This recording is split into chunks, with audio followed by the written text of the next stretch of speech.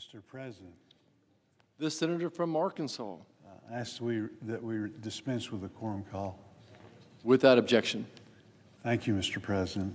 I ask unanimous consent that our intern on the Committee on Agriculture, Nutrition, and Forestry, Callie Henneberry, be granted floor privileges through May 9th, 2025, and that CFTC detailee Kevin Webb also be granted floor privileges through the end of the 119th Congress.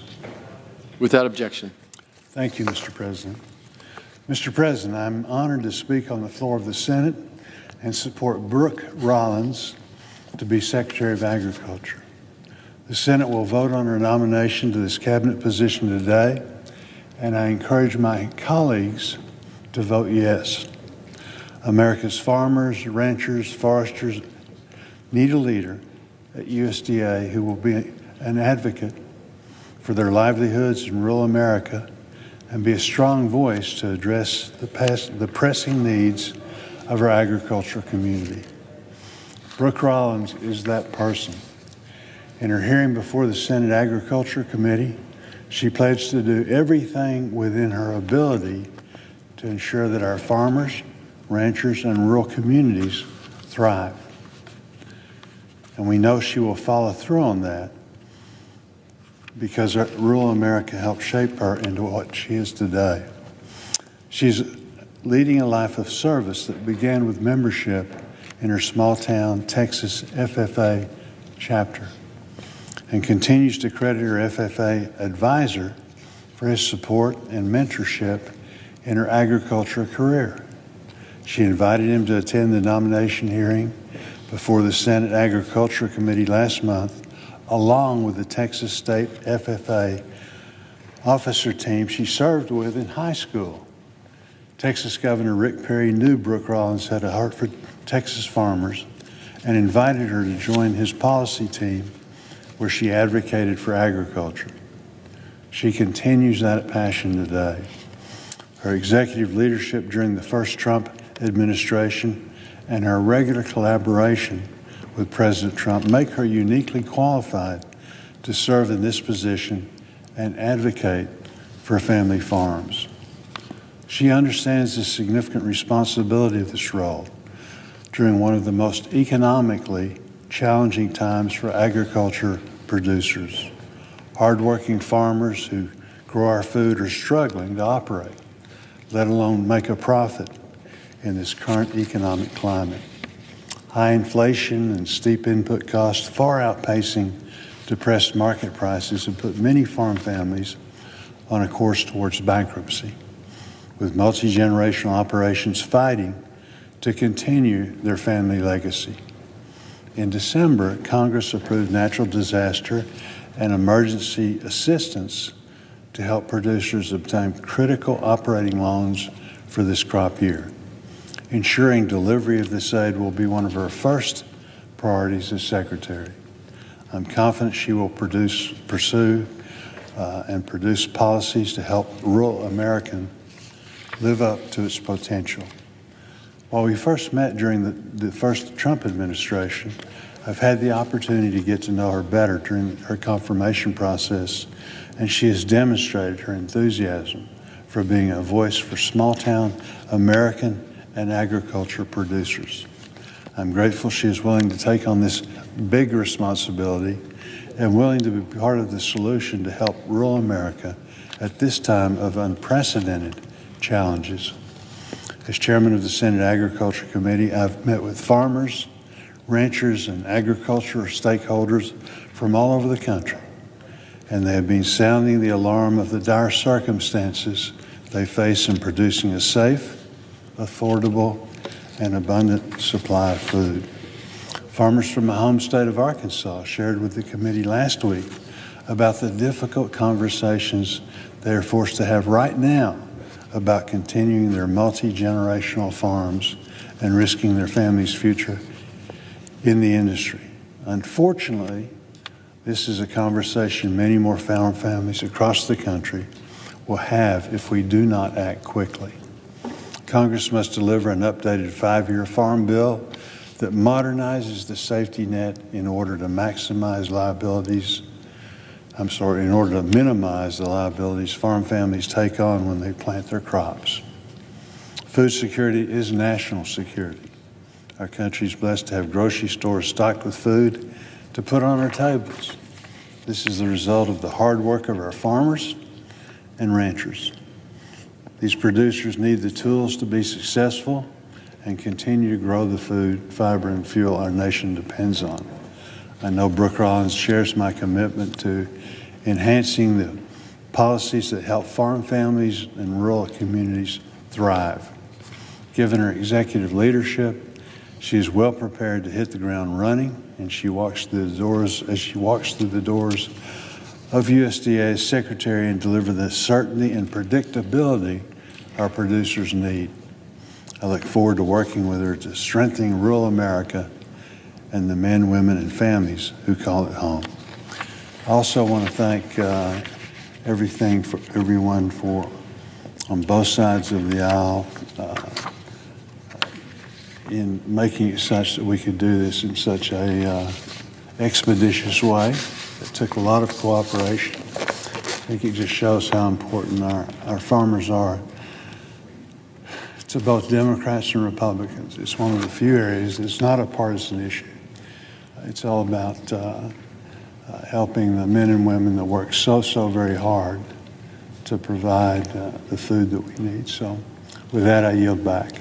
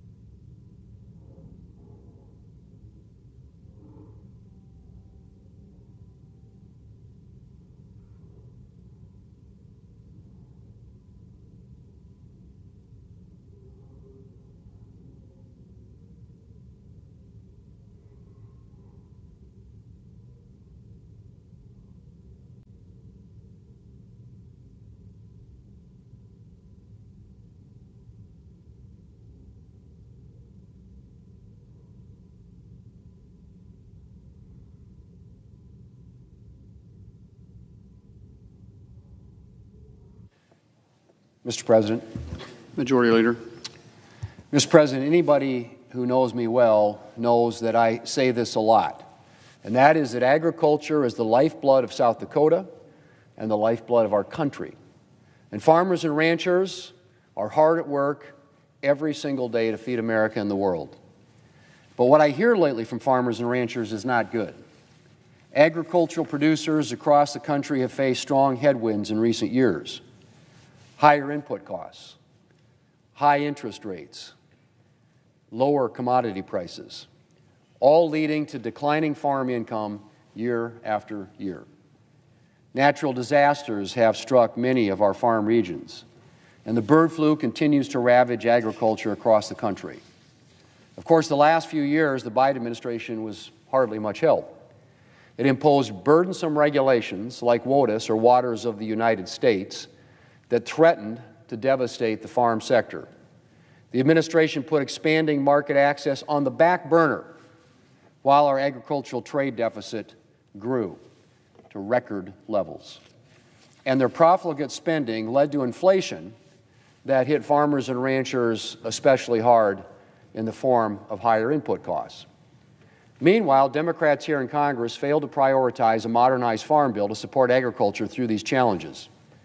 And we are now more than a year past due for an updated farm bill. Mr. President, American farmers and ranchers deserve better. much better. And I expect things will be different under President Trump. I know that farmers and ranchers will have a friend in Brook Rollins, the President's choice for Secretary of Agriculture. Mrs. Rollins grew up in the small agricultural town of Glen Rose, Texas. She spent summers working for her family on their farm in Minnesota, helping with their corn, potato, and soybean crops. She was a 4-H'er, an FFA state officer, and a barrel racer. And her 4 kids are keeping up the family's way of life showing cattle in Texas. After studying agriculture development at Texas A&M, Mrs. Rollins went to work for then Governor Rick Perry, where she worked on agricultural policy. She then continued her ag work by building up a Texas think tank empowering the voices of farmers, ranchers, and rural communities. Then she served in President Trump's first administration, first leading the Office of American Innovation, and then the Domestic Policy Council. This President, Brook Rollins, is a policy wonk with a farmer's heart. She understands the needs of agriculture producers, and she knows how to deliver results. And she promises to get right to work after she is confirmed on 4 key priorities. First, getting disaster and economic aid out the door and into the hands of farmers. Second, getting the bird flu and other animal disease outbreaks under control. Third, getting the Farm Bill done.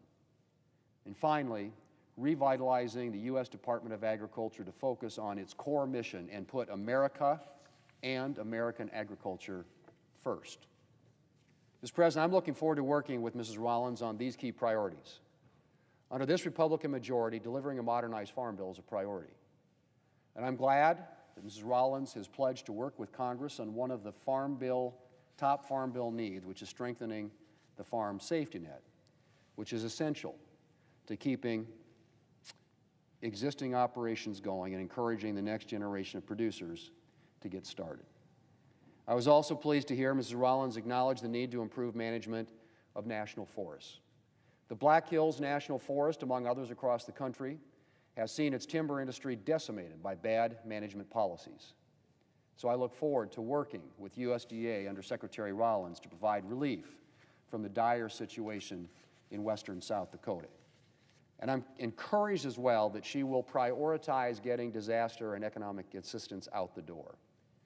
Last year, many parts of the country suffered from natural disasters, including South Dakota. And as I said, farmers and ranchers have suffered lower commodity prices and declining incomes. In December, Congress passed $31 billion in agricultural disaster and economic assistance. And we need to get that money into the hands of farmers and ranchers working to rebuild. Mr. President, Brook Rollins understands the mission of USDA. She understands the day-to-day needs of America's farmers, and she has the expertise to deliver results. I trust that she will put America's farmers and ranchers first as Secretary of Agriculture, and I look forward to working with her in this role. Mr. President, later today I will introduce a bill to repeal the death tax. As I mentioned, as a resident of a rural state filled with family farms and ranches, I have made death tax repeal a priority for a long time. And I was proud to help secure a doubling of the death tax exemption in the 2017 Tax Cuts and Jobs Act. This doubled exemption has provided certainty to a lot of farms and ranches and small businesses over the past 7 years. But the expanded exemption is expiring at the end of this year. And it's my hope that we will not merely extend this exemption, but that we will get rid of this fundamentally flawed tax once and for all. Mr. President, the death tax is fundamentally flawed both in theory and in practice. There should be a limit to how many times the government can tax you. The money you leave at your death has already been taxed by the government at least once, which makes the death tax double taxation. And the government isn't even profiting all that much from this double taxation. That's right, the death tax accounts for a teeny tiny fraction of government revenue. In fact, there's reason to believe that the government would collect more in taxes if it got rid of the death tax entirely, due to the economic growth and job creation that would stem from its elimination. So how is there any support left for this burdensome tax? Well, Mr. President, that's a good question.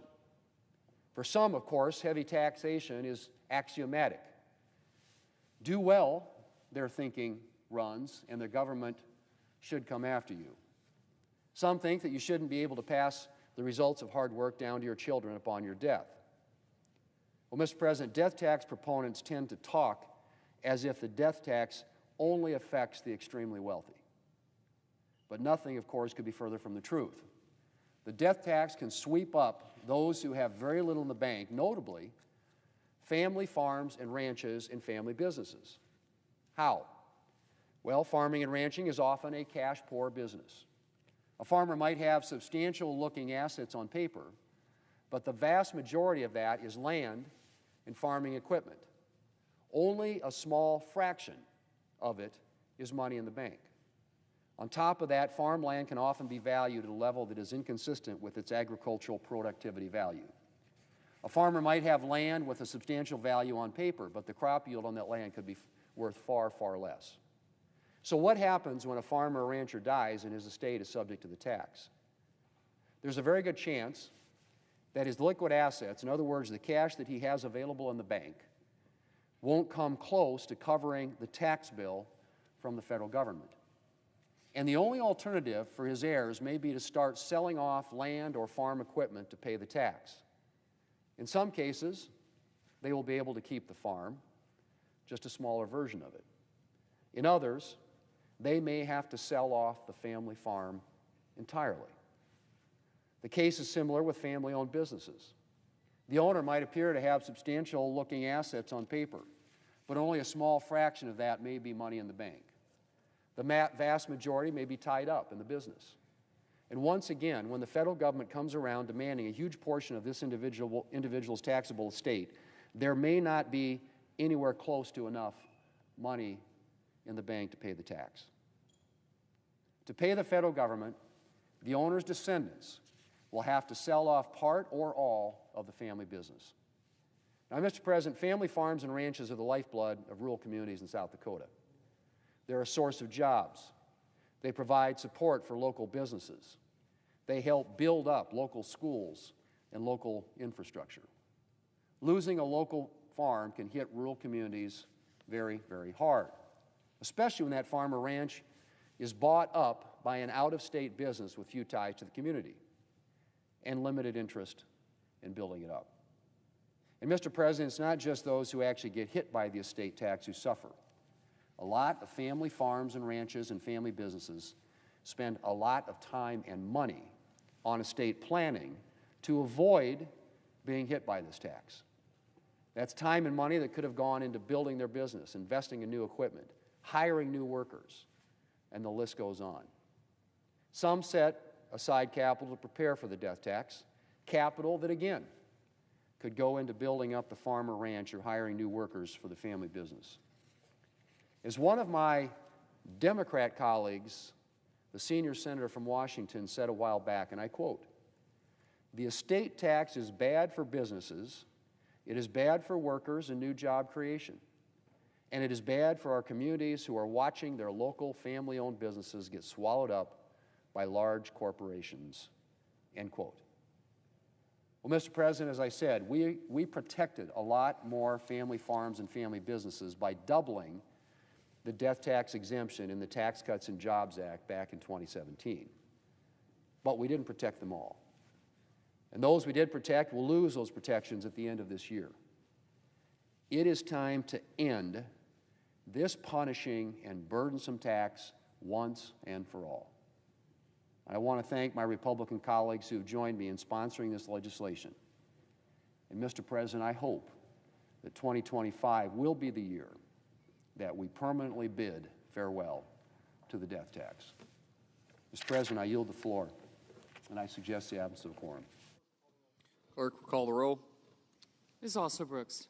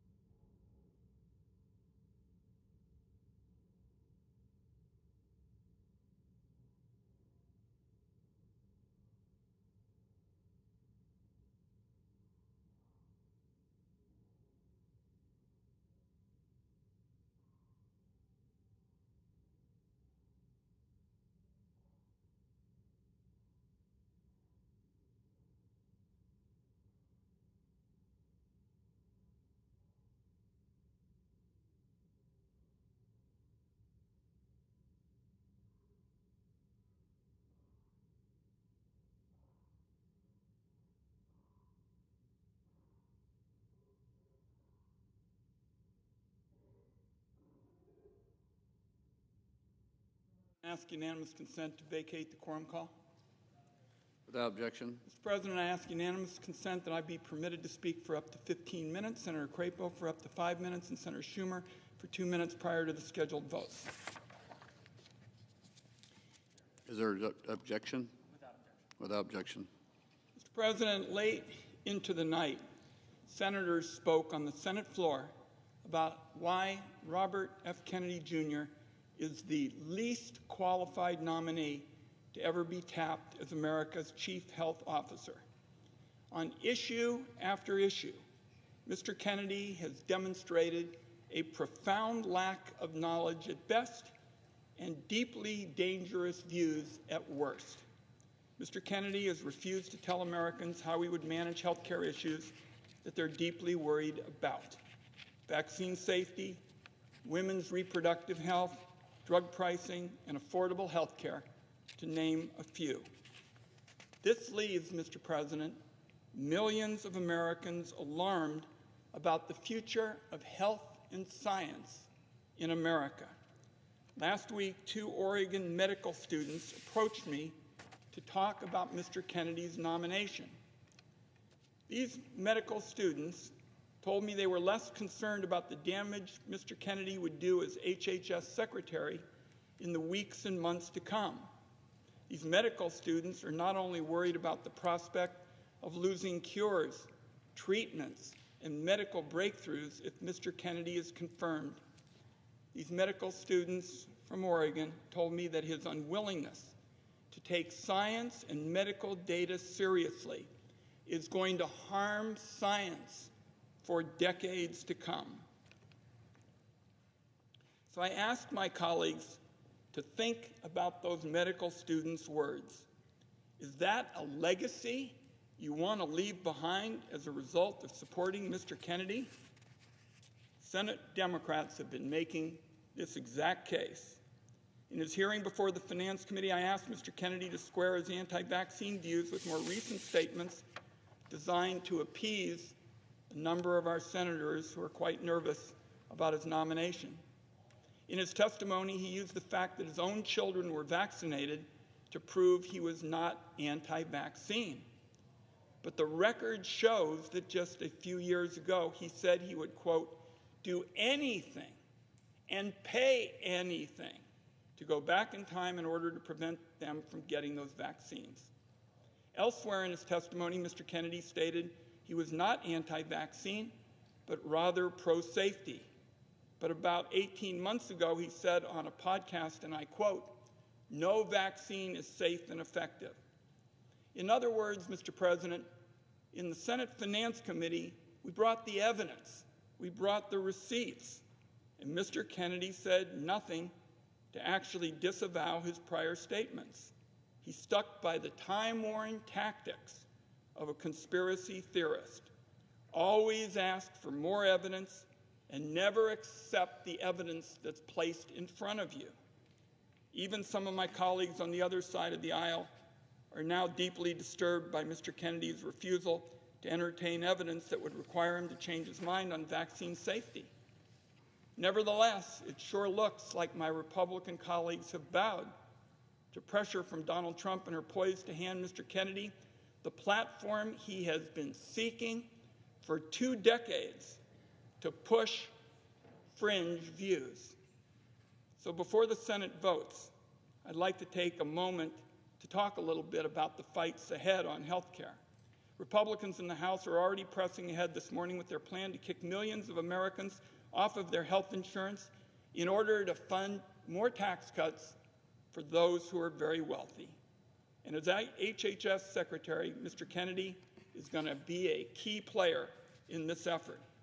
While senators were on the floor speaking yesterday, the Senate Budget Committee debated a budget resolution that unlocks the legislative tools Republicans need to make good on their go-it-alone plan. At the same time, the House Budget Committee released its own budget resolution that will be debated today.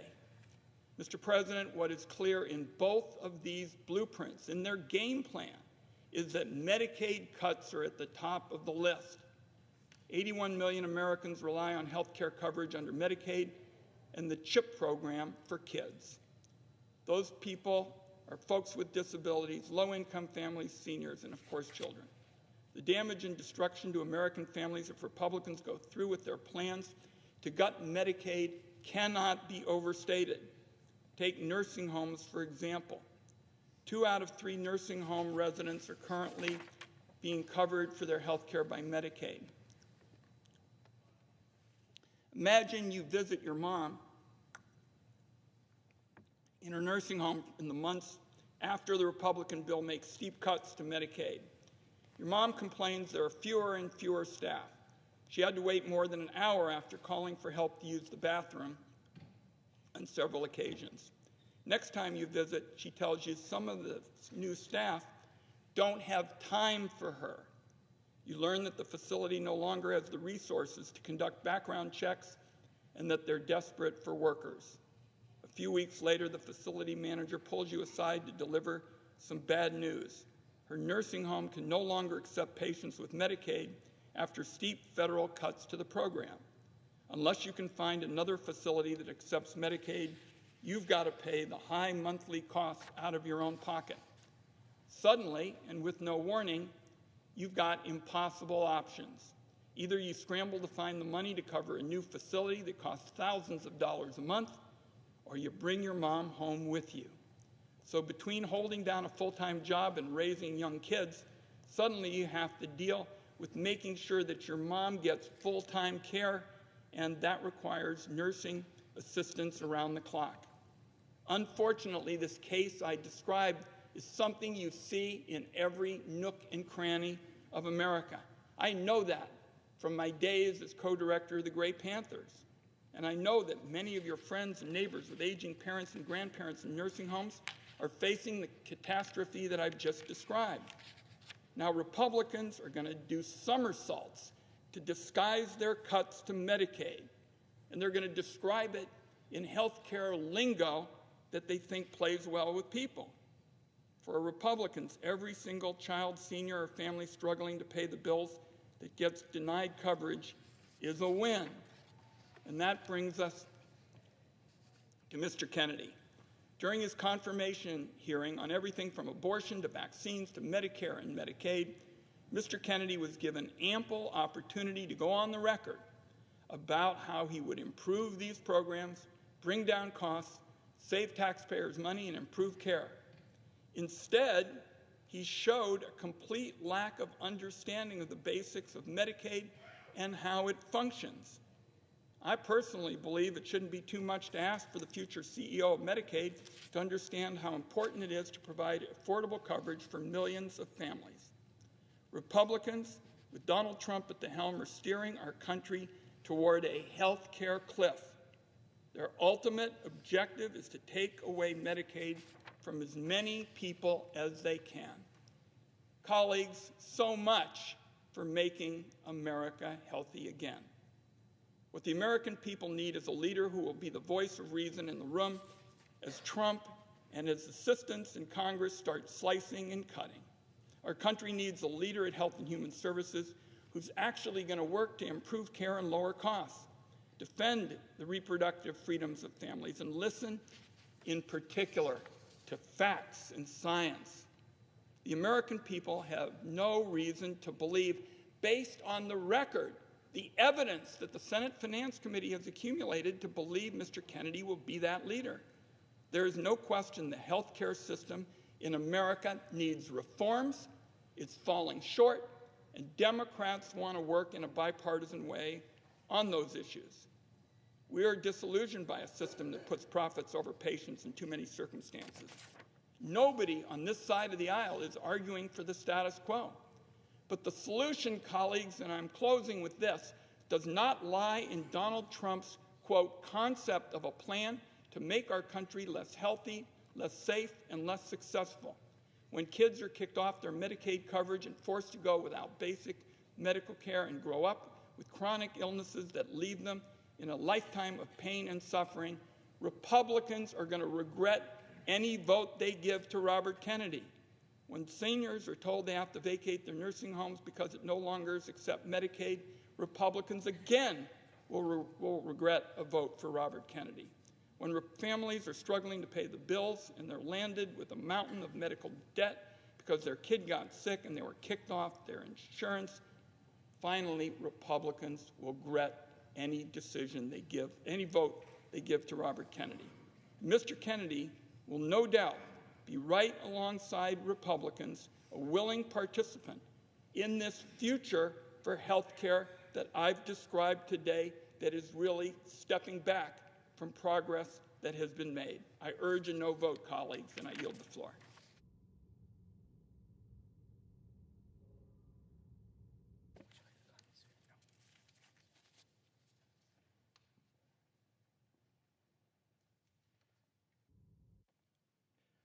Mr. President. Senator from Idaho. Thank you, Mr. President. I rise today in support of Robert F. Kennedy Jr.'s nomination to be Secretary of the U.S. Department of Health and Human Services and to urge my colleagues to vote in favor of his confirmation. Contrary to the attacks that have constantly been made on him, he has made it very clear that he will support safe vaccinations and just wants to see that the research on them is done and done well. When his nomination for the role of Secretary of HHS was announced, Mr. Kennedy stated, "We have a generational opportunity to bring together the greatest minds in science, medicine, industry, and government to put an end to the chronic disease epidemic facing Americans." I agree with him. We've got to get into the business of making America healthy again. Mr. Kennedy's dedication to this commitment has been apparent throughout the nomination process. He will bring a fresh perspective to health care, prioritizing consumer choice, information transparency, and early interventions to strengthen the well-being of all Americans. He has been responsive to a wide variety of questions from members on both sides of the aisle, appearing before 2 committees and answering hundreds of questions for the record, not to mention going through the extensive vetting process of the Finance Committee, which I chair, which is the most extensive vetting process that any candidate in the Senate goes through, for a position in this administration goes through in the Senate. While some of my colleagues continue to question his financial agreements, Mr. Kennedy met and then exceeded the requirements set forth by the Office of Government Ethics. Mr. Kennedy has participated in one of the most extensive processes, as I've said, that our Senate puts a nominee through, and has succeeded in meeting those standards. And I encourage my colleagues to support his nomination. Now, before I close, I want to respond briefly to the comments that we've heard today here on the floor and all day yesterday in a long Budget Committee hearing to set up the first reconciliation legislation to come before the Congress. It was said today that Republicans are going to take Medicaid away from children. They are going to take health care away from seniors. It was said yesterday that we were going to go after pretty much old people, young people, middle-aged people, and every other kind of people, because we are going to destroy the support base that they have here in the federal system. The fact is, this is the politics of fear, the politics of claiming things that are going to happen which are not going to happen. The reality is that yesterday's Budget Committee meeting was not on health care. There was nothing done in the meeting yesterday that would have done any of the things that you've heard on the floor today. What we did do yesterday was to set up a process so we can provide some significant extra spending authority to our government to close the border and deport the violent criminals who have come into our country in the millions in the last few years. We had another provision in it to give significant new resources to our national defense so that we can build back our Department of Defense and the authority of those in our armed services, the ability of those of our armed services members to have the technology and the equipment and be capable of responding to threats to our nation. And finally, we restarted and charged up our use and engagement in producing America's energy in America so that we can get back into the business of being independent and not relying on other nations for our energy policy.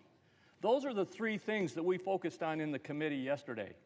And by the way, each one of those was a little bit costly. And every one of those was offset so that there was no increase in federal spending. Mr. President, I think we need to argue over facts when we get into these debates. We're going to have a tremendous number of debates. And yes, we will debate on health care at some point. But yesterday, and what we did yesterday, was focused on the border, on national defense, and on reboosting our energy production in America. I encourage a strong yes vote for Robert F. Kennedy to be the next Secretary of the U.S. Department of Health and Human Services. Mr. President, Senator from Oregon. I would ask unanimous consent for 1 minute for an opportunity to respond to my colleague from Idaho.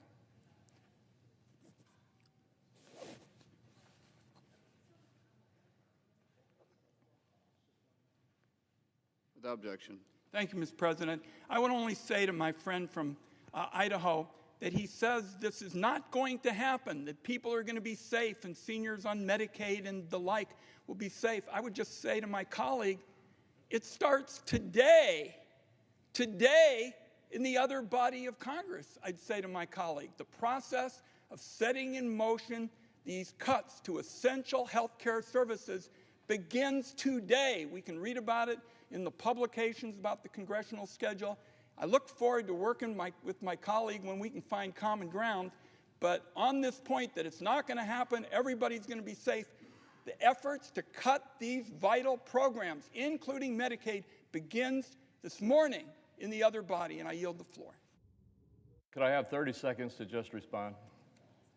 I ask unanimous consent. Without objection. Mr. President, I would simply say that we hear this every time we look at trying to address the spending excesses in our government. And I will just say to my colleague and to everyone, we're not going to take health care away from children. We're not going to take health care away from adults, from seniors, or middle-aged people. We are not going to attack the benefits that people get under Medicare. And frankly, we will reform some of the spending, yes, but we will not do all of the terrible things that are being spun up to try to attack this effort to control the excessive spending in our government. Democrat leader. Thank you, Mr. President. Mr. President, the fact that we're here right now, that we're even here right now, voting on this wildly unqualified conspiracy theorist to trust with one of the most life or death jobs, HHS Secretary, charged with protecting the health of every single American, should be an affront to every senator and the millions of Americans that will be impacted by this horrific nomination. My colleagues on the other side of the aisle, I implore you, think one last time about this vote. My colleagues on the Republican side, you know the consequences of what you're doing. My colleagues on the Republican side, you know how dangerous this is. My colleagues on the other side, you know you are not putting your constituents, their health, their families first when you vote yes. To quote my colleague, the junior senator from Texas, just a few years ago, he said, quote, "We need an expert. We need a scientist. We need someone who knows something about health care heading the Health and Human Services Department." Well, which is Robert Kennedy? An expert? A scientist? Or what about the senior senator from Louisiana, the chair of the Health Committee, and a well-respected medical professional himself? A few years ago, here's what he said. Previous HHS secretaries have had a pharmaceutical industry background, have been a state health commissioner, have run health systems, have been governors. somebody who has had a background in actually administering the programs that HHS administers. I ask my colleagues, which of these qualifications does RFK possess? You know the answer, none of them. The question in front of this body today, the question in front of this body is not simply to confirm RFK to run the nation's health department. The question before us is very simple. Which is more important to you? The health and well-being of your constituents, or blindly obeying orders, knowing full well the dangerous impacts your vote will enable? I plead with you one more time, rethink this issue. This is dangerous, this is wrong, very wrong. I yield the floor. Under the previous order, all post-cloture time is expired. The question occurs on the Kennedy nomination. Is there a sufficient second? There appears to be. Clerk will call the roll. Ms. Also Brooks, Ms. Baldwin, Mr. Banks, Mr. Barrasso, Mr. Bennett, Mrs. Blackburn, Mr. Blumenthal, Ms. Blunt Rochester, Mr. Booker, Mr. Bozeman, Mrs. Britt, Mr. Budd, Ms. Cantwell, Mrs. Capito, Mr. Cassidy, Ms. Collins, Mr. Coons, Mr. Cornyn.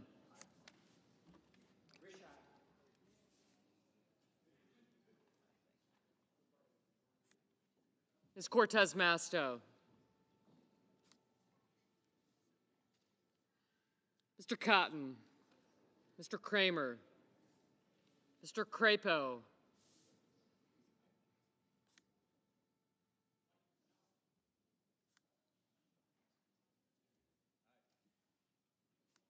Mr. Cruz, Mr. Daines, Ms. Duckworth, Mr. Durbin, Ms. Ernst, Mr. Fetterman, Mrs. Fisher, Mr. Gallego, Mrs. Gillibrand, Mr. Graham, Mr. Grassley, Mr. Haggerty, Ms. Hassan, Mr. Hawley, Mr. Heinrich,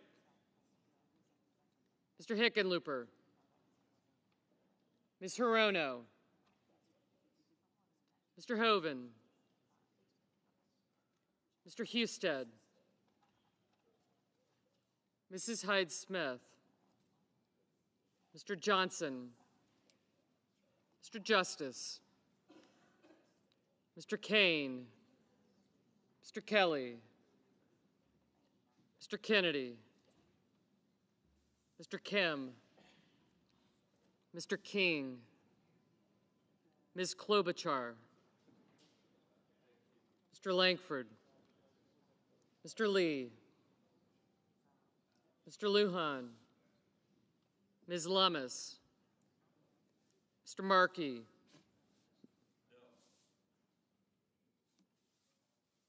Mr. Marshall, Mr. McConnell, Mr. McCormick, Mr. Merkley, Mrs. Moody, Mr. Moran, Mr. Moreno, Mr. Mullen, Ms. Murkowski, Mr. Murphy, Mrs. Murray, Mr. Ossoff, Mr. Padilla, Mr. Paul, Mr. Peters, Mr. Reed, Mr. Ricketts,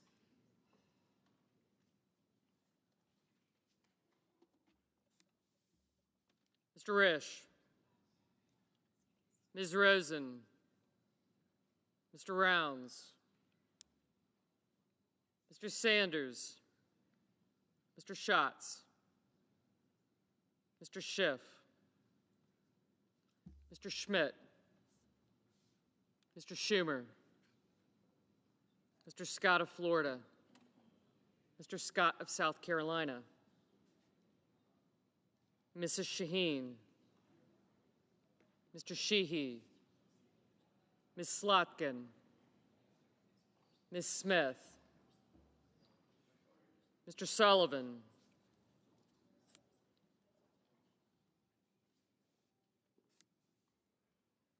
Mr. Thune, Mr. Tillis. Thank you. Mr. Tuberville.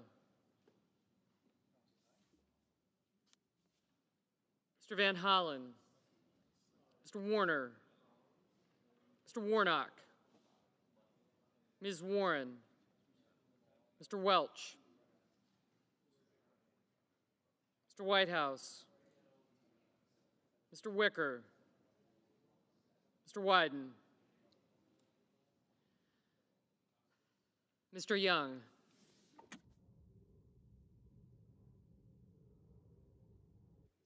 Senators voting in the affirmative: Bozeman, Cornyn, Crapo, Graham, Mullen, Risch, Rounds, and Tuberville. Senators voting in the negative: Bennett, Gallego, Lujan, Markey, Schumer, and Wyden.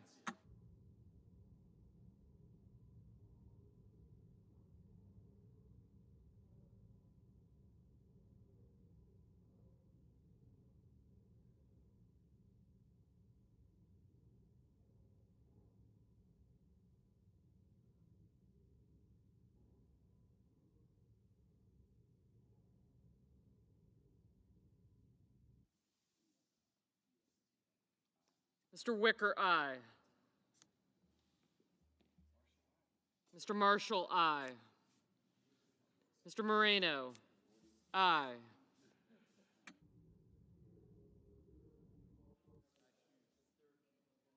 Mrs. Britt, aye.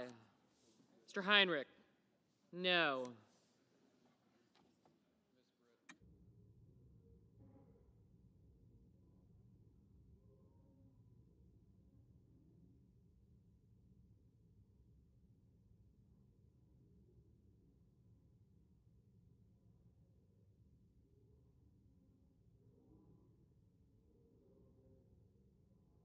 Mr. Justice, aye. Mr. Sullivan, aye.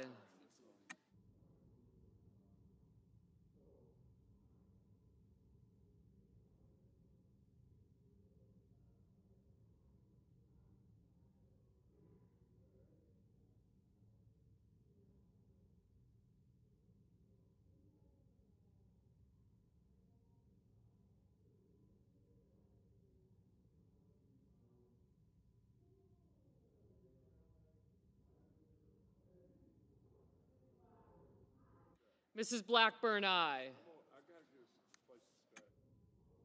Ms. Baldwin, no.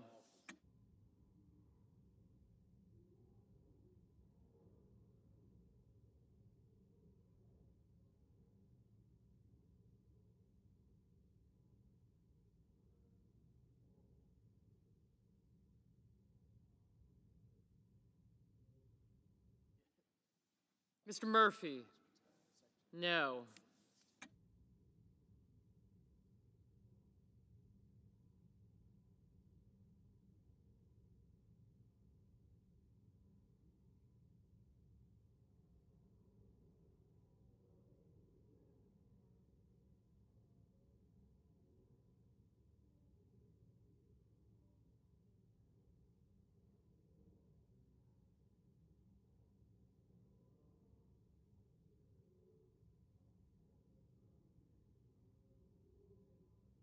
Mr. Cotton, aye.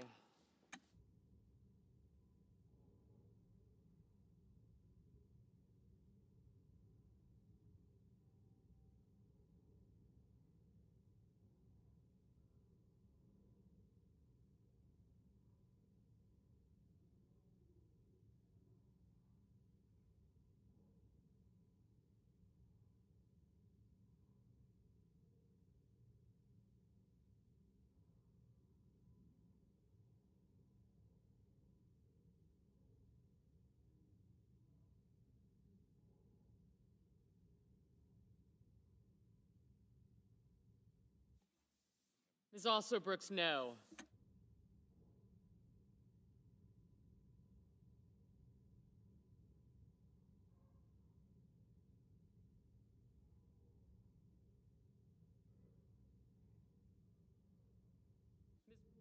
Ms. Warren, no.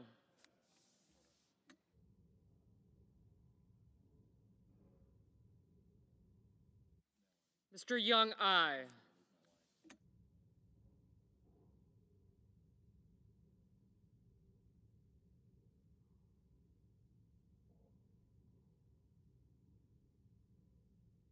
Mr. Kelly, no.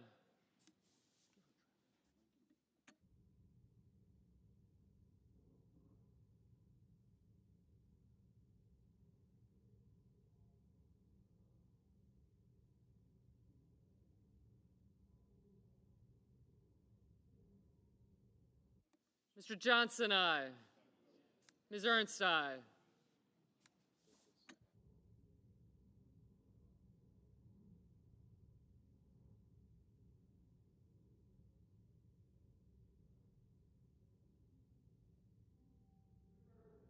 Mr. Durbin, no.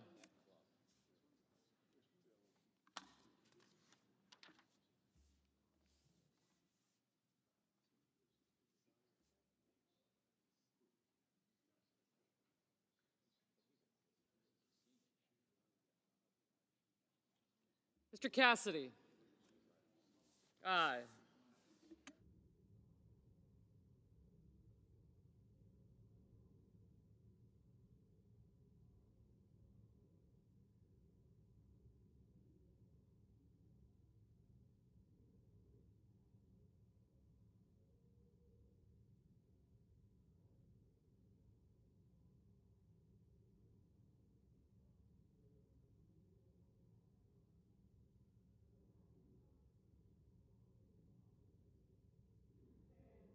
Mr. Sanders, no.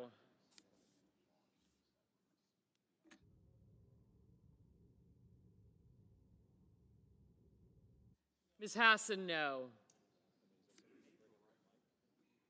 Mr. Peters, no. Mr. Barrasso, aye.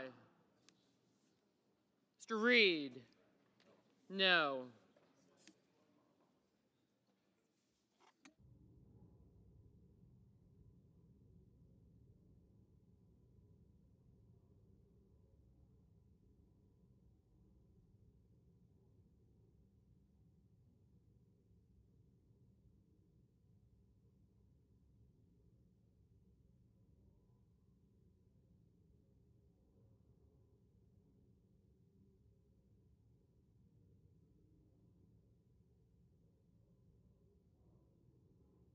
Mr. Curtis, aye.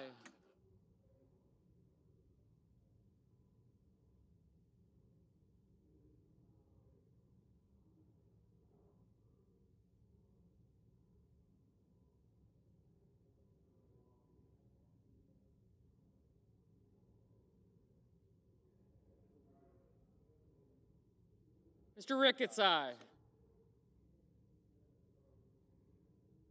Mr. Thune, aye.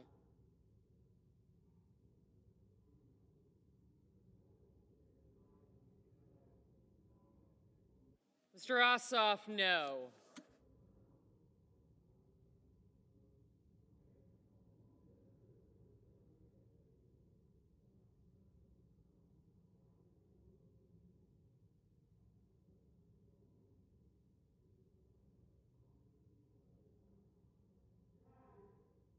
Mr. Haggerty, aye.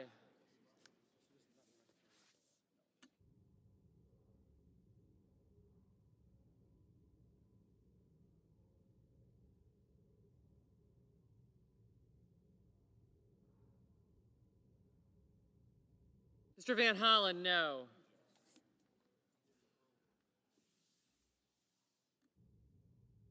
Ms. Rosen, no.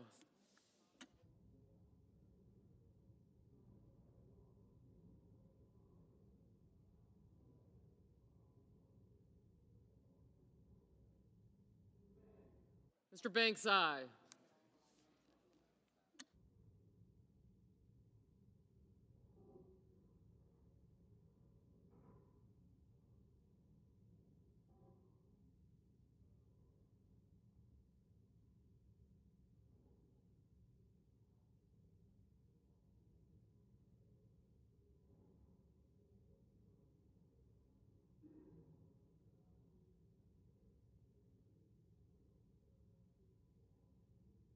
Mr. Tillis, aye.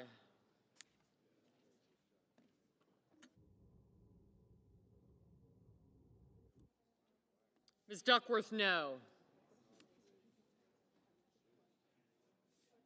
Mr. McCormick, aye.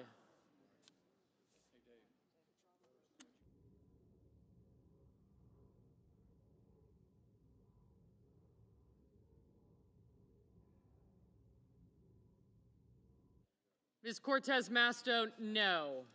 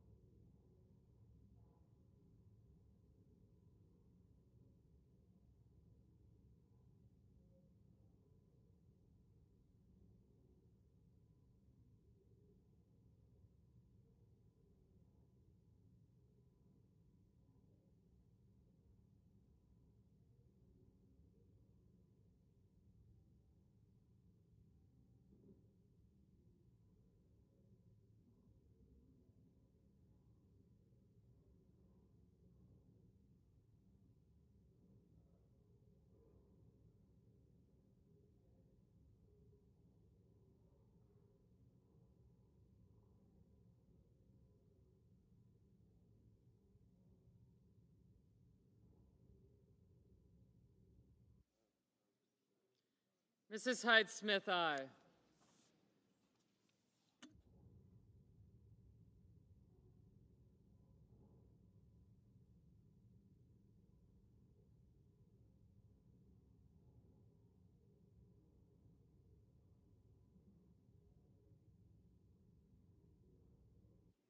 Ms. Blunt Rochester, no.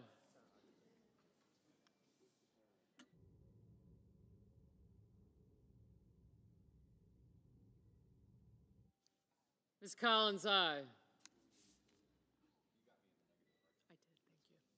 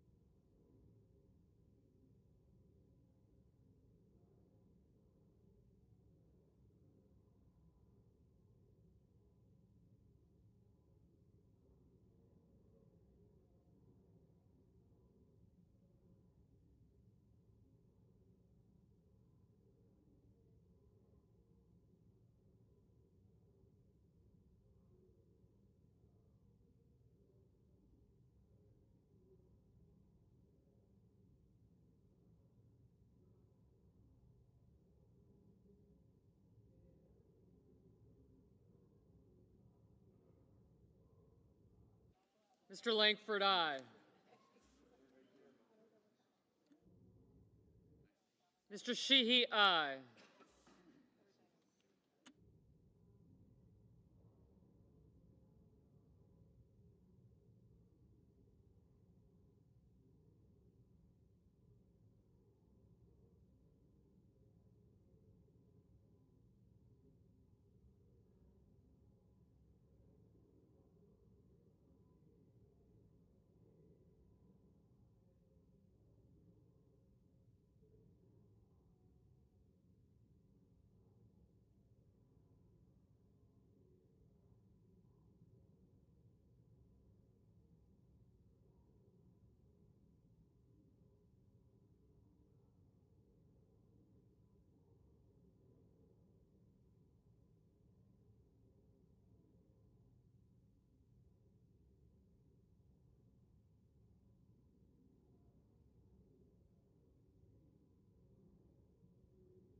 Mrs. Murray, no.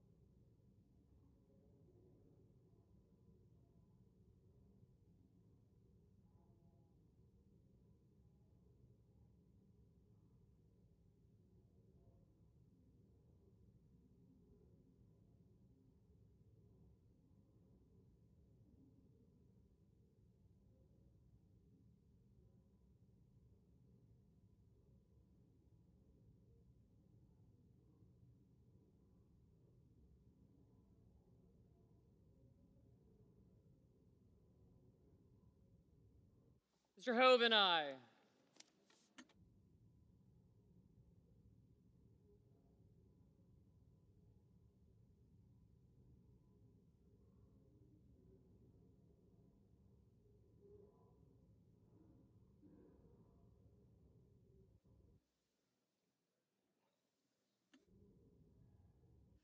Mr. Scott of South Carolina, aye.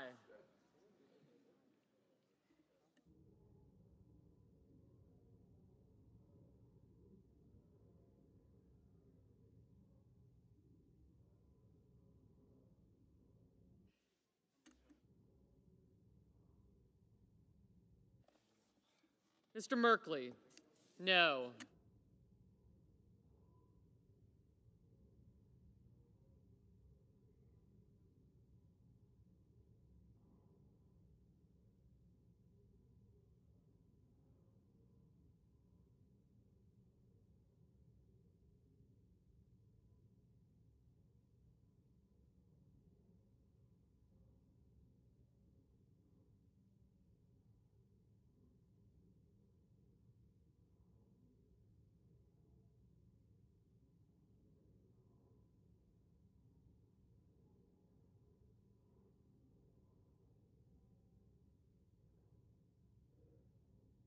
Mr. Budd, aye.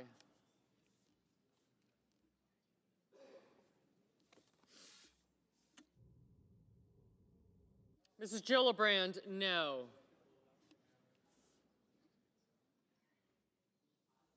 Mr. Moran, aye.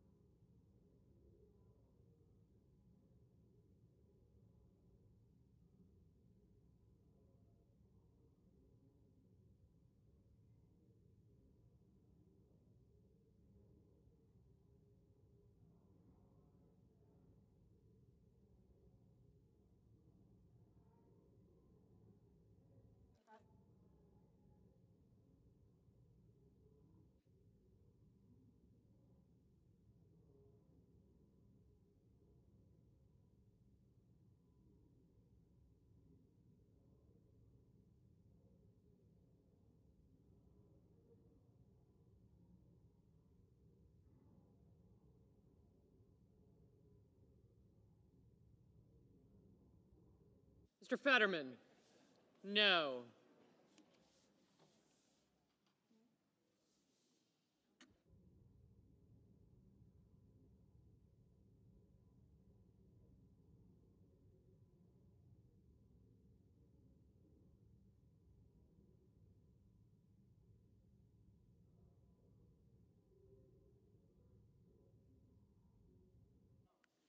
Mr. Schatz?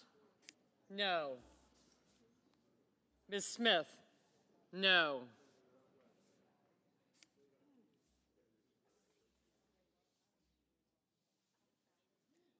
Mr. Husted, aye. Ms. Lemus? Aye.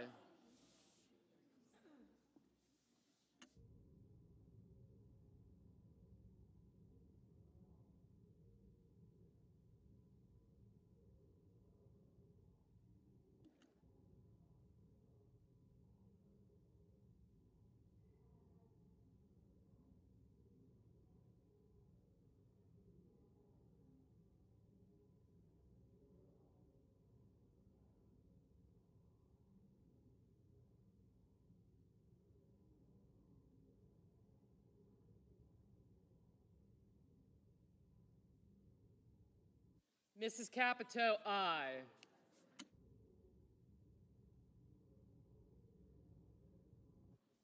Ms. Cantwell, no.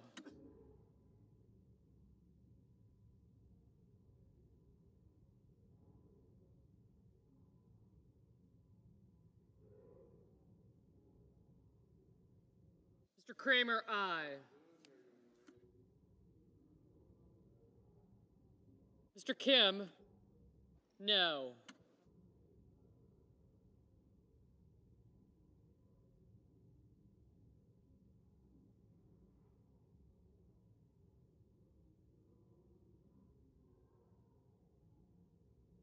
Ms. Murkowski, aye.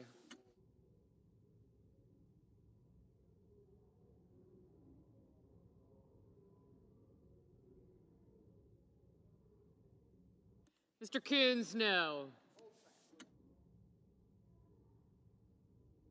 Mr. Kane, no.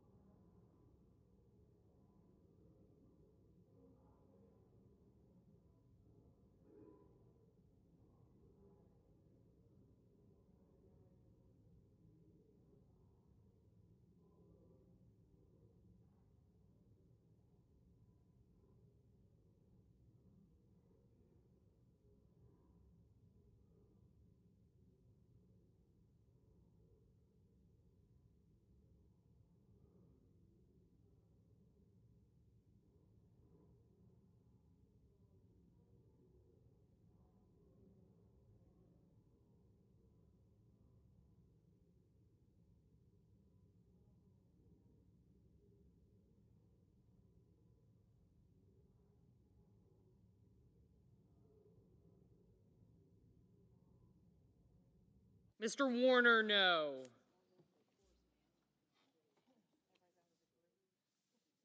Mr. King, no.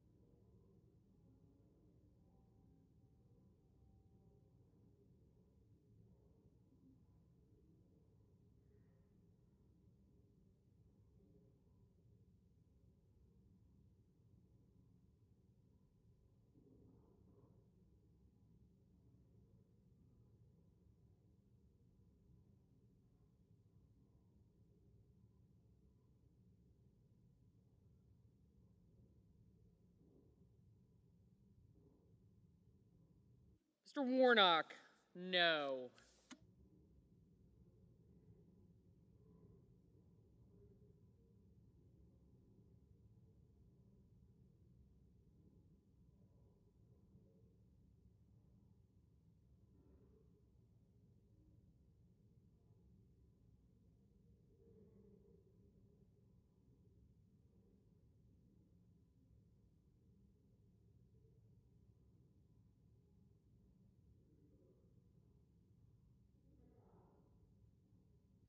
Mr. McConnell, no.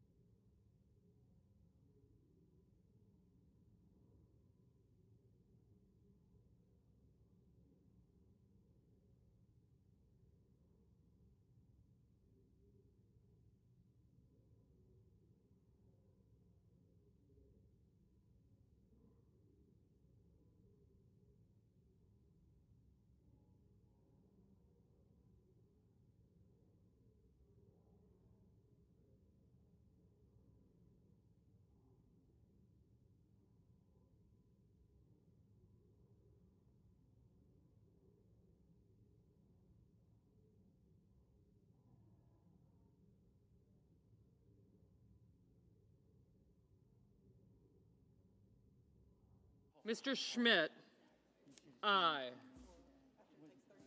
Mr. Cruz, aye. Mr. Lee, aye. Mrs. Moody, aye. Mr. Daines, aye. Mr. Schiff, no. Mr. Booker, no. Mr. Padilla, no. Mr. Blumenthal, no.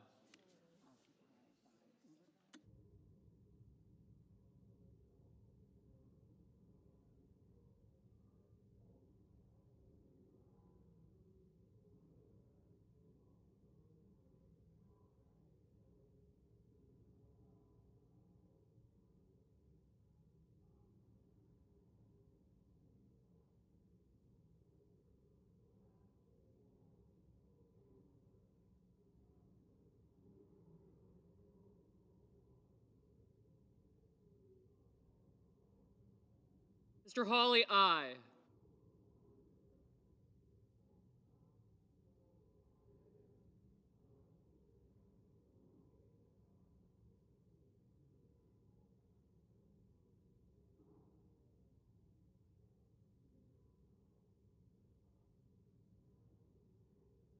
Mr. Kennedy, aye.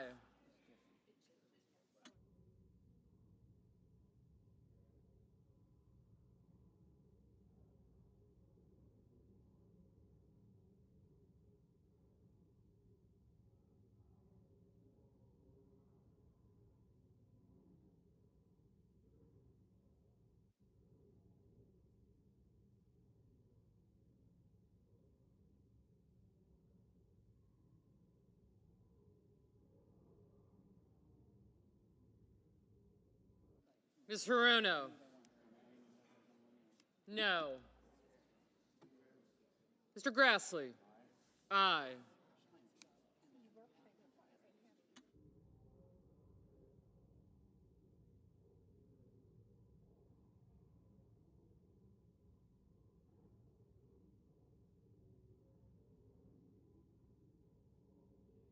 Ms. Fisher, aye.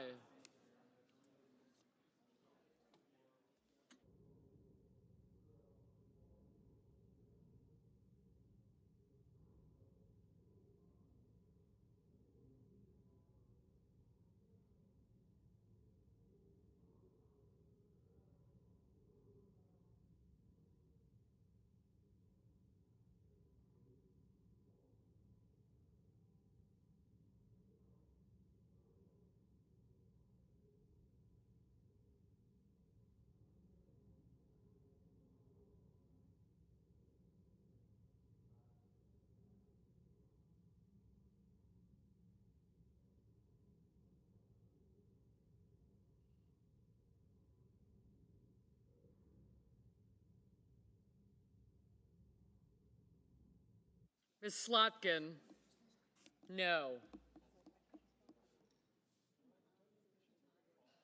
Ms. Klobuchar, no. Mr. Whitehouse, no.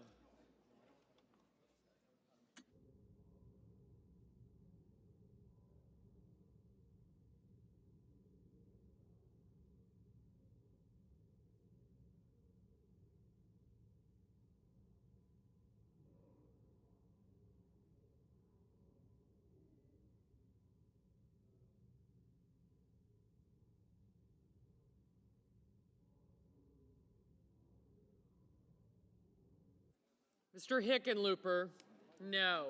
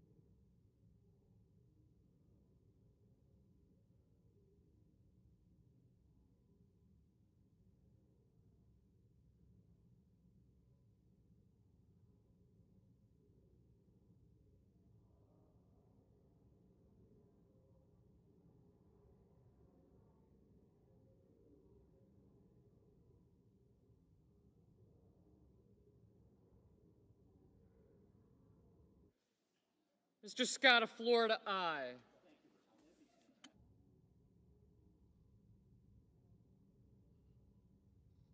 Mr. Welch, no.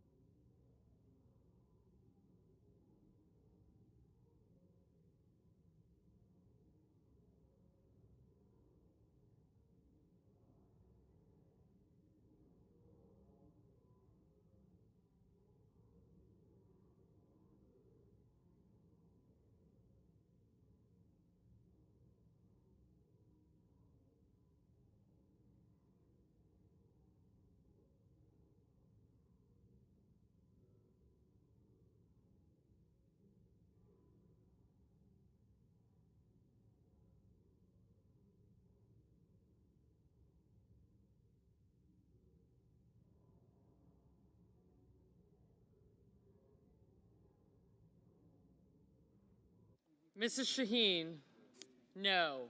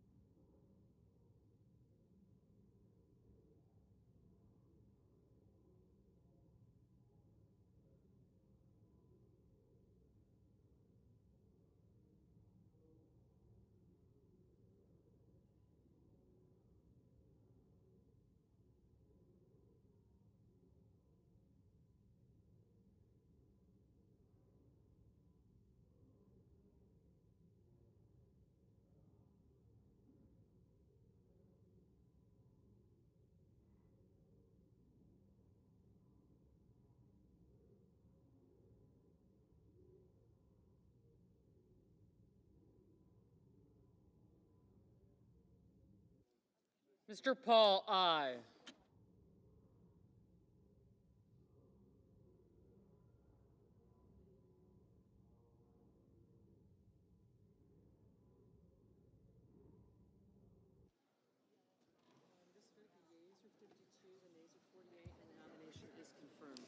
On this vote, the yeas are 52, the nays are 48. The confirmation is confirmed.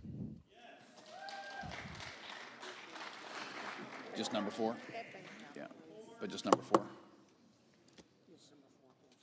Under the previous order, the motion to reconsider is considered made and laid upon the table, and the President will be immediately notified of the Senate's action. Under the previous order, the cloture motion with respect to the Rollins nomination is withdrawn. The clerk will report the Rollins nomination. Department of Agriculture, Brook Rollins of Texas to be Secretary. The question occurs on the nomination.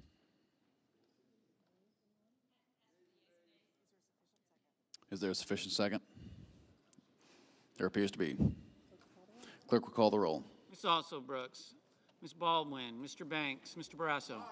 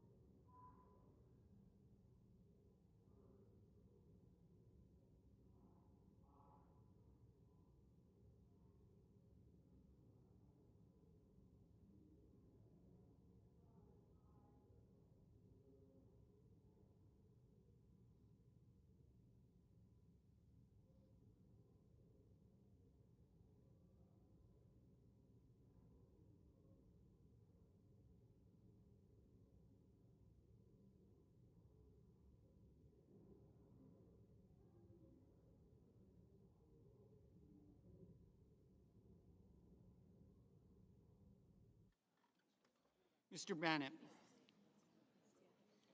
Mrs. Blackburn, Mr. Blumenthal, Ms. Blunt Rochester, Mr. Booker, Mr. Bozeman, Mrs. Britt, Mr. Budd,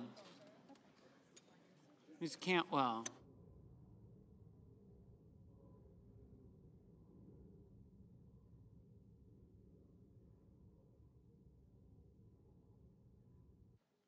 Mr. Cassidy, Ms. Collins, Mr. Coons, Mr. Cornyn, Ms. Cortez Masto, Mr. Cotton, Mr. Kramer, Mr. Crapo, Mr. Cruz, Mr. Curtis, Mr. Daines, Ms. Duckworth, Mr. Durbin, Ms. Ernst, Mr. Fetterman, Mrs. Fisher, Mr. Gallego, Mrs. Gillibrand, Mr. Graham, Mr. Grassley, Mr. Haggerty, Ms. Hassan, Mr. Hawley, Mr. Heinrich, Mr. Hickenlooper, Mr. Rono, Mr. Hoven,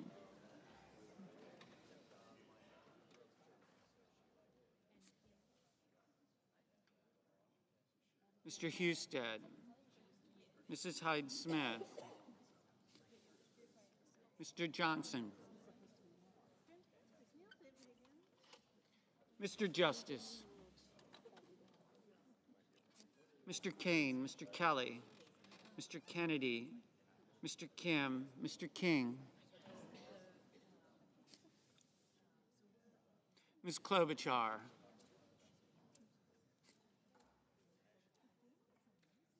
Mr. Langford, Mr. Lee, Mr. Lujan, Ms. Lummis, Mr. Markey, Mr. Marshall,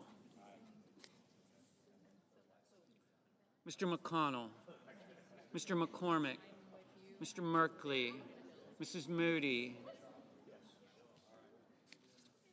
Mr. Moran, Mr. Moreno, Mr. Mullen, Ms. Markowski, Mr. Murphy, Mrs. Murray, Mr. Ossoff, Mr. Padilla, Mr. Paul, Mr. Peters, Mr. Reed, Mr. Ricketts, Mr. Risch, Ms. Rosen, Mr. Rounds, Mr. Sanders, Mr. Schatz, Mr. Schiff, Mr. Schmidt, Mr. Schumer, Mr. Scott of Florida, Mr. Scott of South Carolina, Mrs. Shaheen, Mr. Sheehy, Ms. Slotkin, Ms. Smith, Mr. Sullivan, Mr. Thune, Mr. Tillis, Mr. Tuberville, Mr. Van Hollen, Mr. Warner, Mr. Warnock, Ms. Warren, Mr. Welch, Mr. Whitehouse, Mr. Wicker,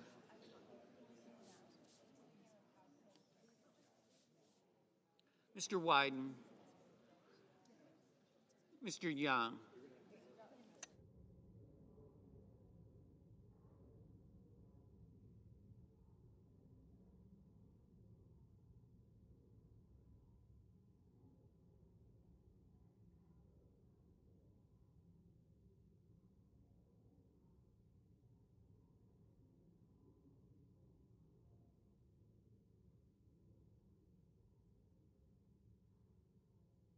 Senators voting in the affirmative: Barrasso, Bozeman, Capito, Cotton, Crapo, Cruz, Daines, Fisher, Gallego, Hickenlooper, Hyde-Smith, Justice, Kennedy, Klobuchar, Langford, Lee, Lummis, Marshall, McConnell, Moran, Moreno, Mullen, Paul, Rosen, Scott of South Carolina, Shaheen, Sheehy, Slotkin, Welch.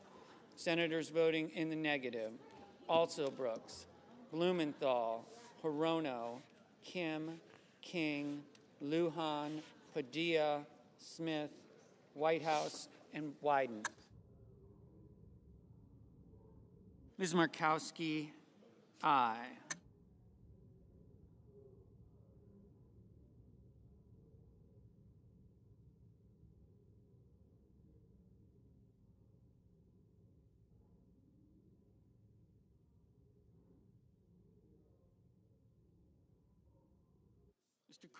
Mr. Kramer, aye. Mr. Fetterman, aye.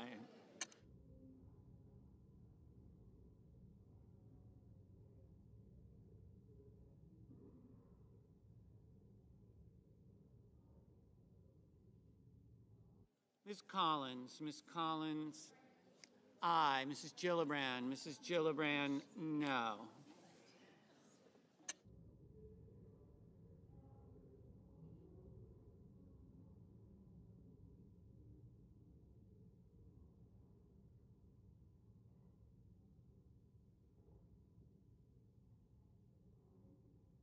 Mr. Wicker, aye.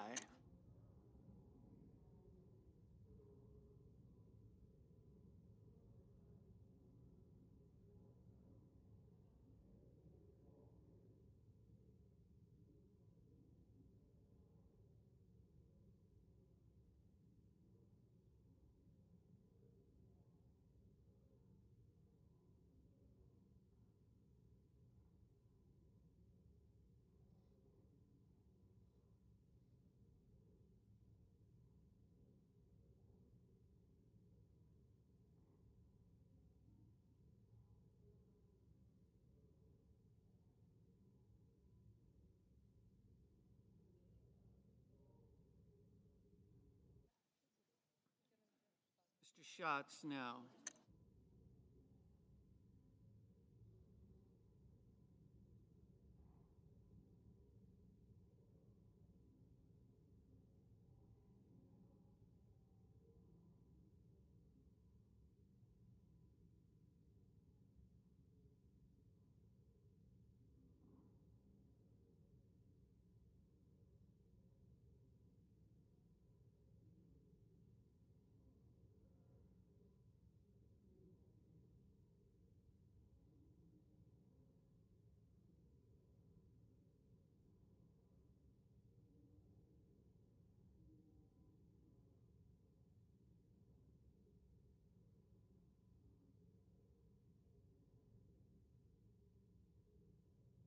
Mr. Rounds. Mr. Rounds, aye.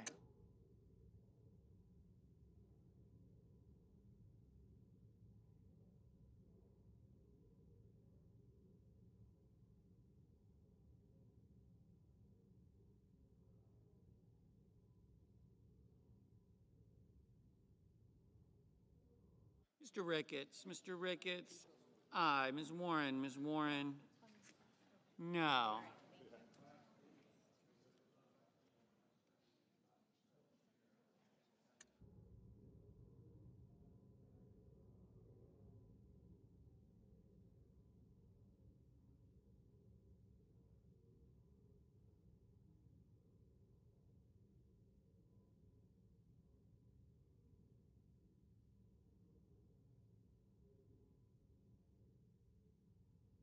Mr. Reed.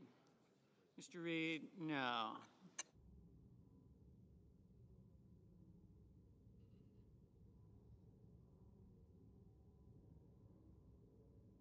Mr. Tuberville. Mr. Tuberville, aye. Mr. Johnson. Mr. Johnson, aye.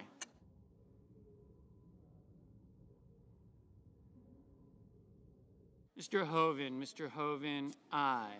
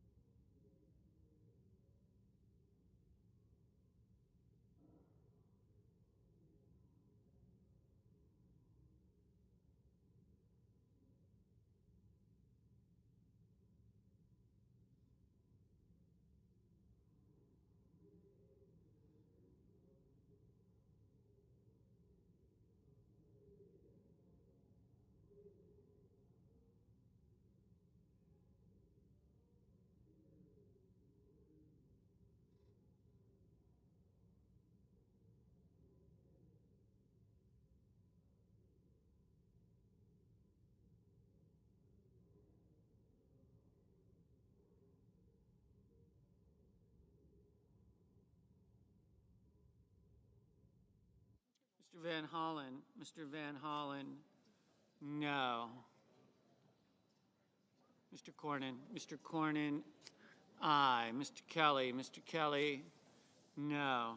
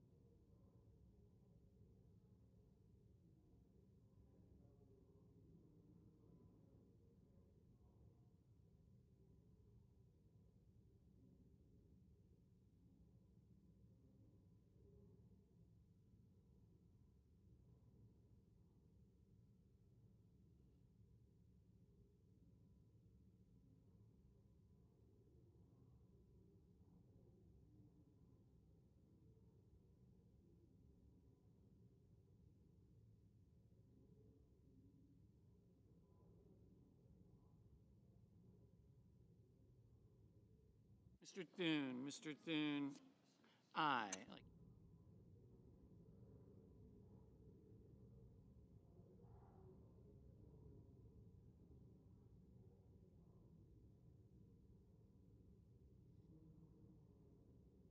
Mr. McCormick. Mr. McCormick, aye.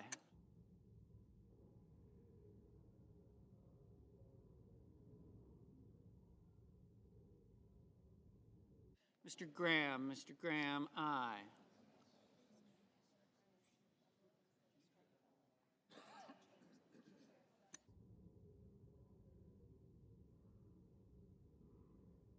Mr. Curtis. Mr. Curtis, aye.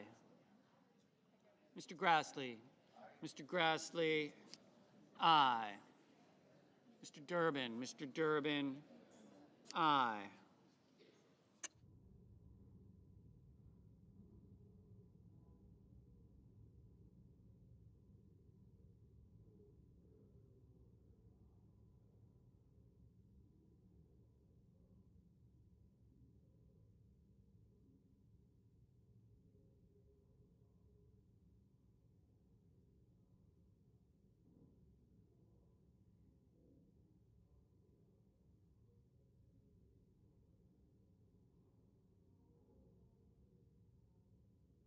Mr. Hawley, aye.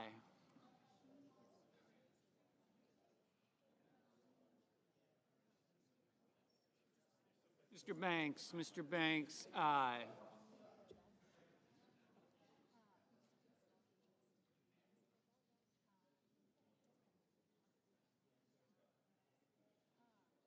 Mr. Markey, no. Mr. Booker, aye. Ms. Cantwell, no. Ms. Hassan, aye.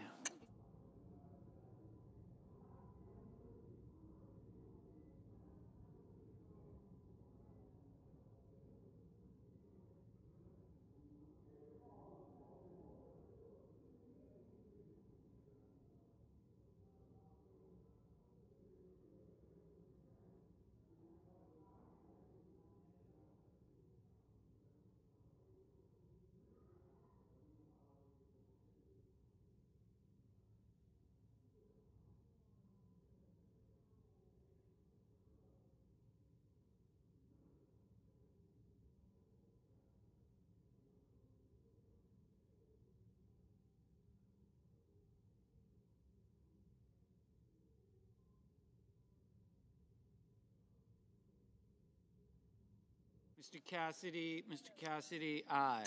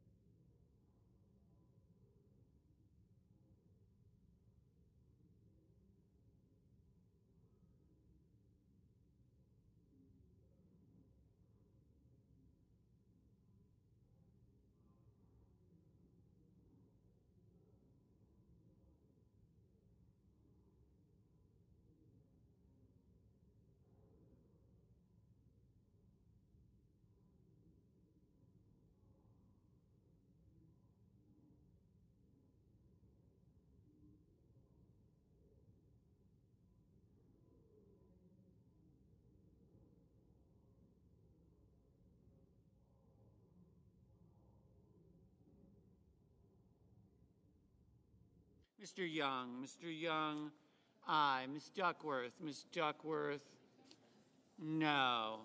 Mrs. Moody, aye. Mr. Husted, aye. Mr. Budd, aye. Mr. Ossoff, aye. Ms. Baldwin, aye.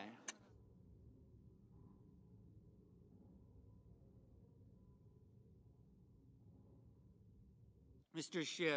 Schiff, aye.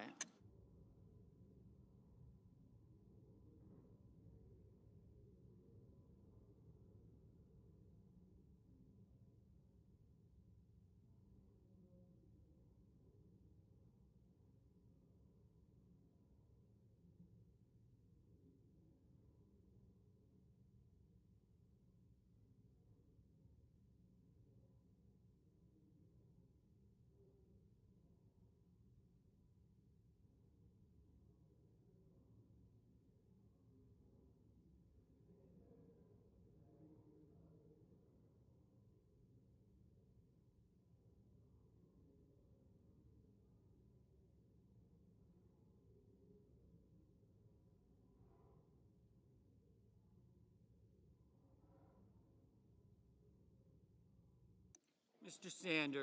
Sanders, no.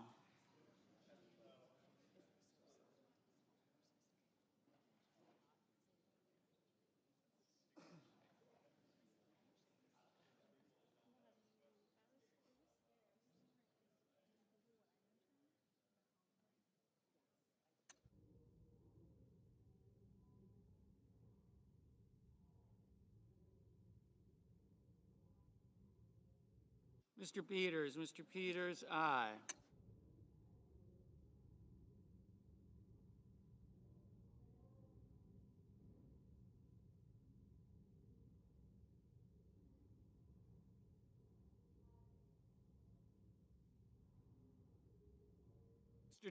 Mr. Tillis, aye.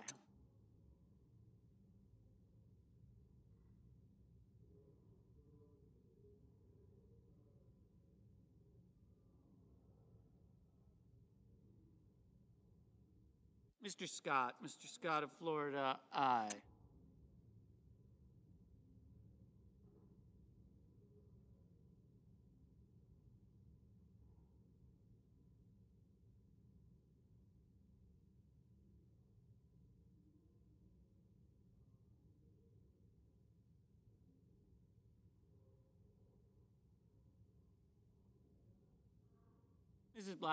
Mrs. Blackburn, aye.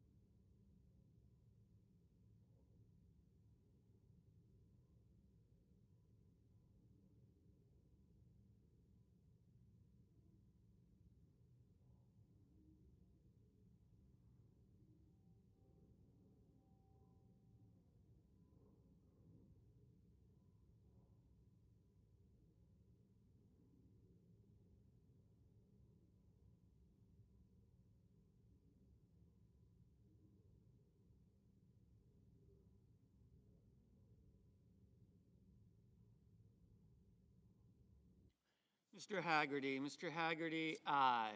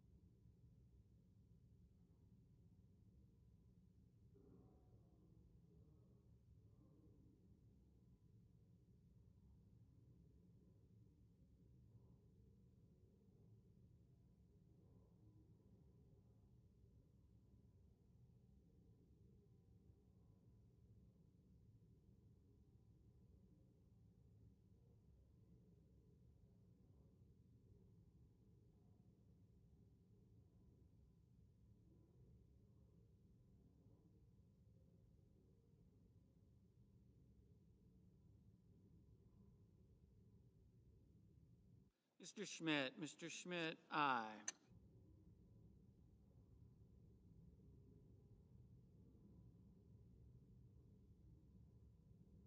Mrs. Murray, no.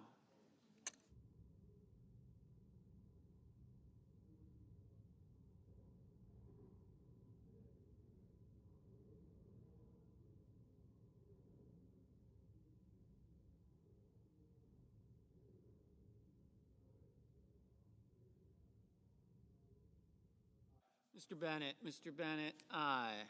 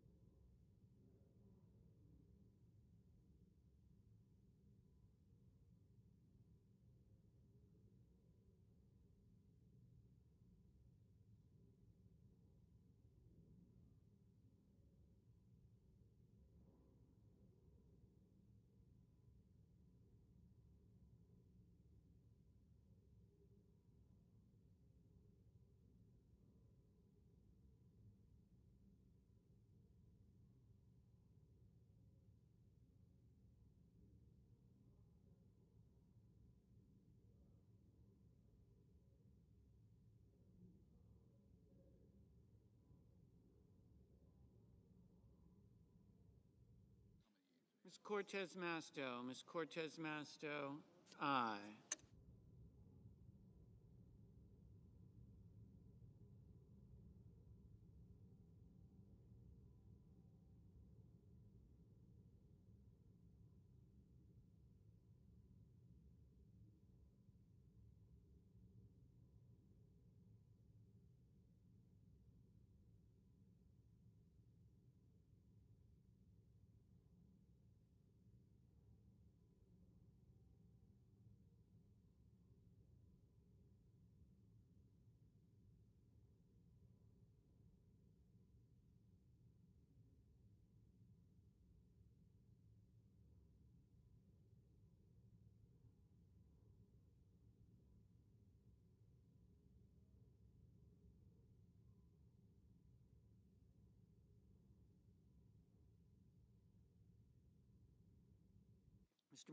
Mr. Markley, no.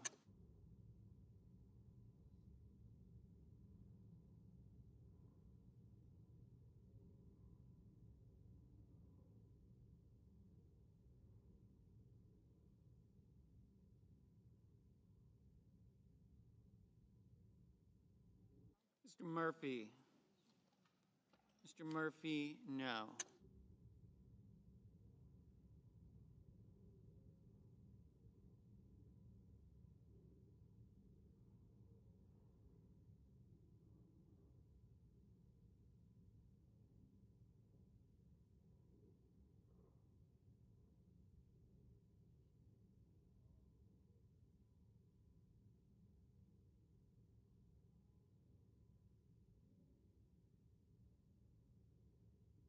Mr. Risch. Mr. Risch, aye. Mr. Warner, no.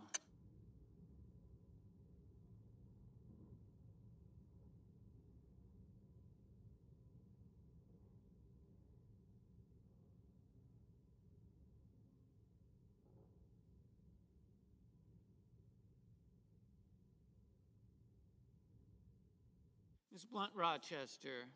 Ms. Blunt Rochester, no.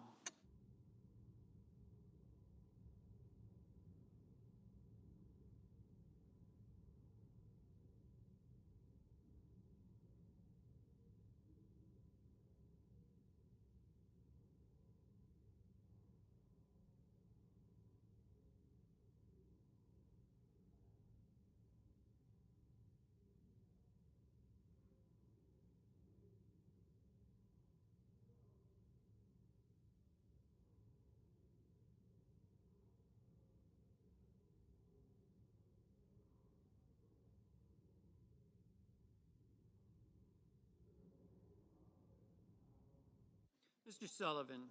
Mr. Sullivan, aye.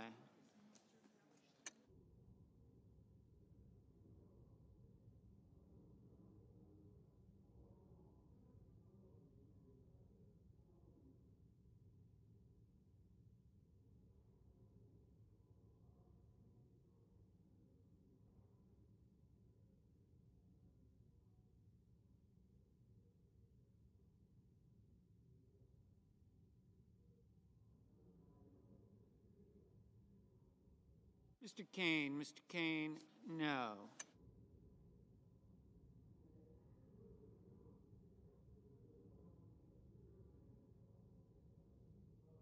Mrs. Brett, aye.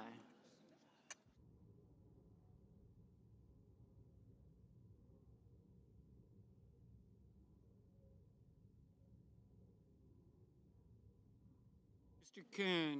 Coons, no.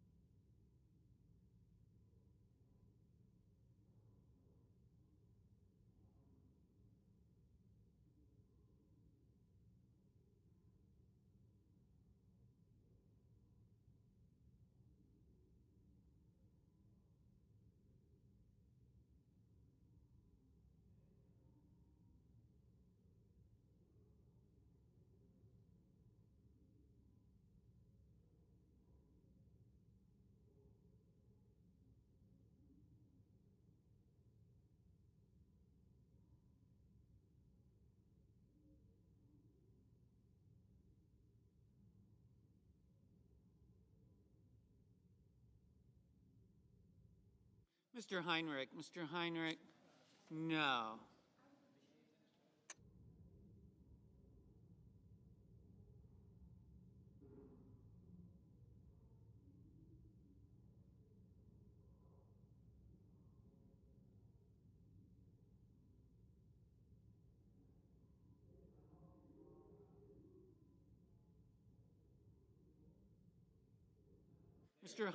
Mr. Heinrich, aye.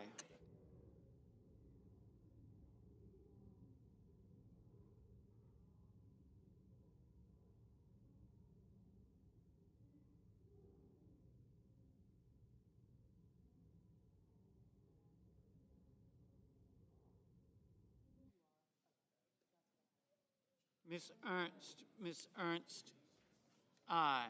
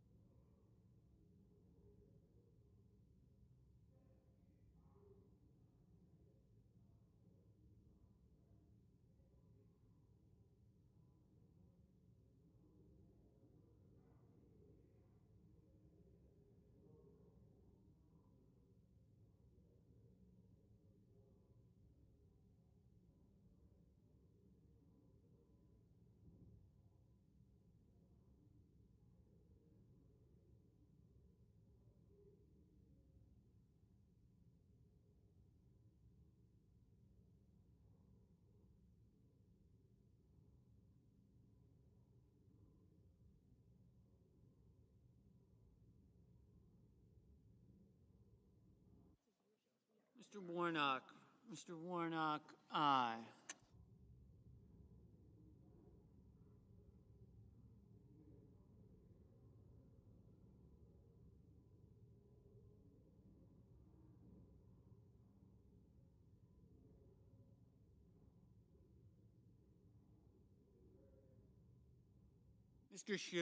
Mr. Schumer, no.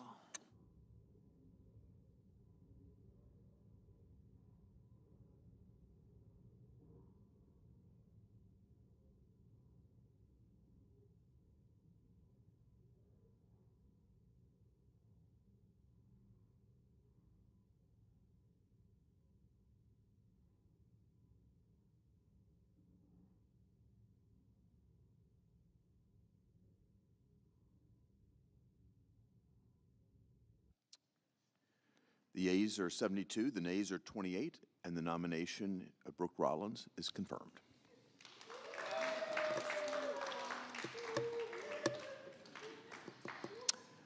So, just this one. Under the previous order, the motion to reconsider is considered made and laid upon the table, and the President will be immediately notified of the Senate's action. Under the previous order, the Senate will resume consideration of the following nomination, which the clerk will report. Nomination, Department of Commerce, Howard Lutnick of New York to be Secretary.